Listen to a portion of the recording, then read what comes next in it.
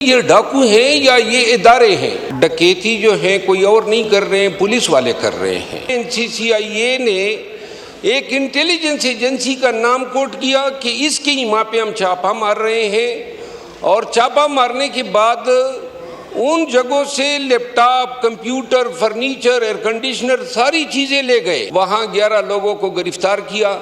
वो 11 लोग तो छूट गए। मुद्दई गया अदालत में और उसने कहा कि मैंने तो इन पे दावेदारी नहीं की है, जो मेरे मुल्ज़िम हैं उनको पकड़ा नहीं है, और जिनसे पैसे निकल सकते थे उनको पकड़ा गया। दलाल चौधरी साहब मौजूद हैं, उनकी मौजूदगी का फ़ायदा उठाते हुए 2-3 संजीदा गुजारिशात करना चाहता हूँ जो इस्लामाबाद से रिलेटेड हैं। इस्लामाबाद में डकैतियाँ हो रही हैं।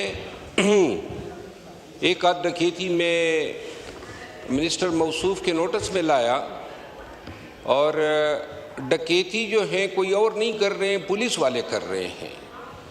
जो केस में उनके नोटिस में लाया उसमें 2 करोड़ की डकैती शहरियों के साथ हुई थी, और इनके नोटिस लेने की वजह से उन डाकुओं ने जो गिरफ्तार हुए पुलिस के थानेदार थे, और उन्होंने पैसे जो हैं वापस किए। कुछ और 2 SHOs ने एक और डाका किया है, 10 करोड़ 17 लाख रुपए लूटे हैं। और ये डकैतियाँ जो हैं गुज़िश्ता 4 माह में और इदारा है national cyber crime investigation agency. April 2025 में बना, लेकिन मुल्क में अंत मचा दी। मुल्तान हो, लाहौर हो, सिंध, कराची हो, हर जगह पे शहरियों के ख़िलाफ़ पैसे ईंटने के चक्कर में इतने बेबुनियाद मुकदमे बनाए। मैं इस्लामाबाद पे फोकस करूंगा। 5 ऐसे पॉइंट्स थे जिन पे NCCIA ने एक इंटेलिजेंस एजेंसी का नाम कोट किया कि इसके ईमा पे हम छापा मार रहे हैं, और छापा मारने के बाद उन जगहों से laptop, computer, furniture, air conditioner सारी चीज़ें ले गए, और आज तक वो लोग जो हैं अपने अशिया के पीछे फिर रहे हैं। ताज़ा तरीन जो वारदातें आज से 5 दिन पहले की है, 15 दिन कबल की वारदात हैं, जिसमें NCCIA ने एक इंटेलिजेंस एजेंसी को कोट करते हुए I-9 के मरकज़ में एक प्रेमिसेस पे रेड किया। वहाँ 11 लोगों को गिरफ्तार किया।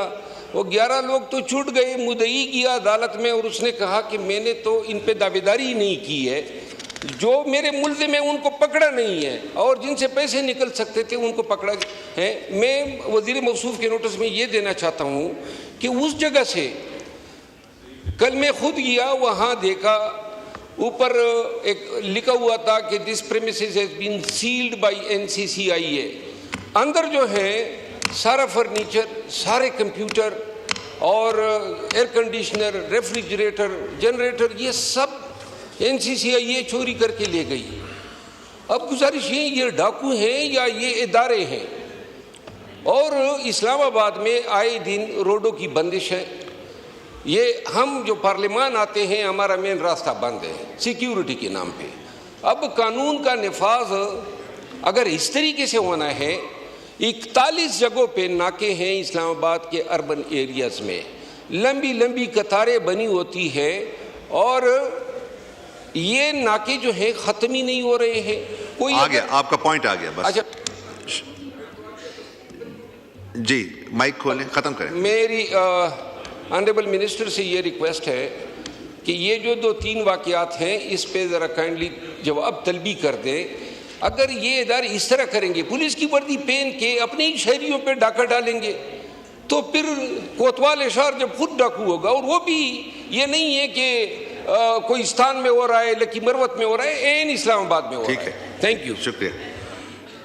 शिकायत कर रहे हैं, दुरुस्त शिकायत कर रहे हैं कि कुछ पैसे किसी से लिए गए। वो ना सिर्फ पुलिस अफसरान गिरफ्तार हुए, चार्ज हुए, बल्कि ये किसी इस तरह की निशानदेही पर ज़ीरो टॉलरेंस है इस तरह की चीज़ों पे।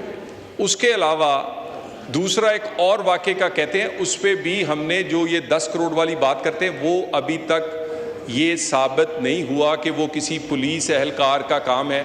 उस पर एक इन्वेस्टिगेशन चल रही है।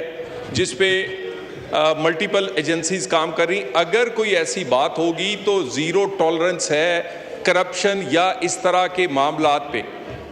जो दूसरी NCCI के हवाले से उसमें भी इसमें कोई शक नहीं है। एक जो यूट्यूबर थे उनका बड़ा मशहूर केस है, लेकिन उससे पहले मरवत साहब ने भी एक निशानदेही की थी और भी कई रिपोर्ट्स आई। उस पे हमने NCCI के जो हाईएस्ट लेवल के ऑफिसर्स हैं वो अंडर सस्पेंशन हैं, वो अंडर इन्वेस्टिगेशन हैं, उन पर मुकदमे हैं, वो गिरफ्तार हुए हैं। तो ये कह देना कि ये यहाँ पर कोई मादर पिदर आज़ाद या कोई हर कोई कुछ कर रहा है, ऐसी कोई बात नहीं।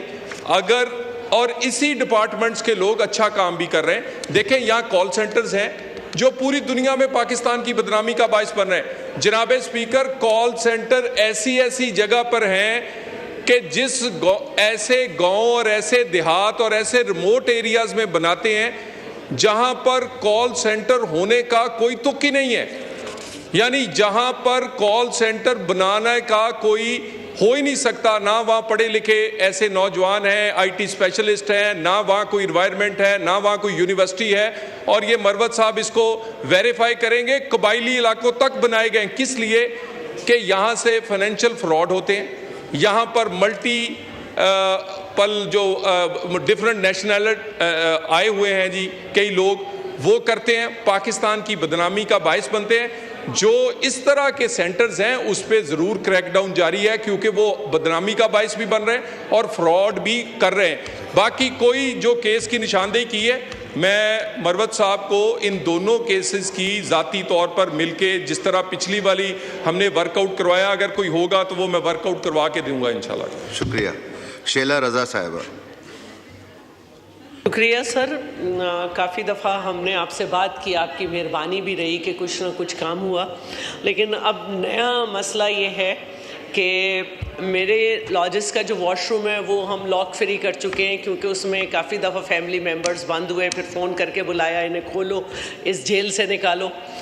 सर, आपकी मेहरबानी से ये हुआ कि जब बेडरूम का जो है विंडो का शीशा था उसको कहा कि बदल दें, तो सर एक ऐसा शीशा लाया गया जो 3 हिस्सों में है और वो लगा दिया गया। किचन में जो शीशा विंडो में लगा हुआ है वो हाफ है, क्योंकि नहीं था। अगर कहें कि वॉशरूम सीट जो है चेंज कर दें, वो हमने खुद अरेंज की, हमने हर चीज़ खुद अरेंज कर ली कि हम एग्जॉस्ट फैन भी ले आए। जो ग्राउंड के किचन के कैबिनेट्स हैं उनकी ज़मीन पे प्लास्टिक बिछा के काबिल इस्तेमाल कर लिया। बर्नर के पीछे कोई चीज़ चली जाए तो उसे खिसका नहीं सकते, उसको सीमेंट से जो एडजस्ट किया हुआ है। लेकिन सर कल बहुत बड़ी बात ये हुई कि चैनल घर पे आया हुआ था मेरे लॉज में, और मैं बेडरूम में गई और बेडरूम को लॉक किया तो मैं अपने घर में लॉक हो गई।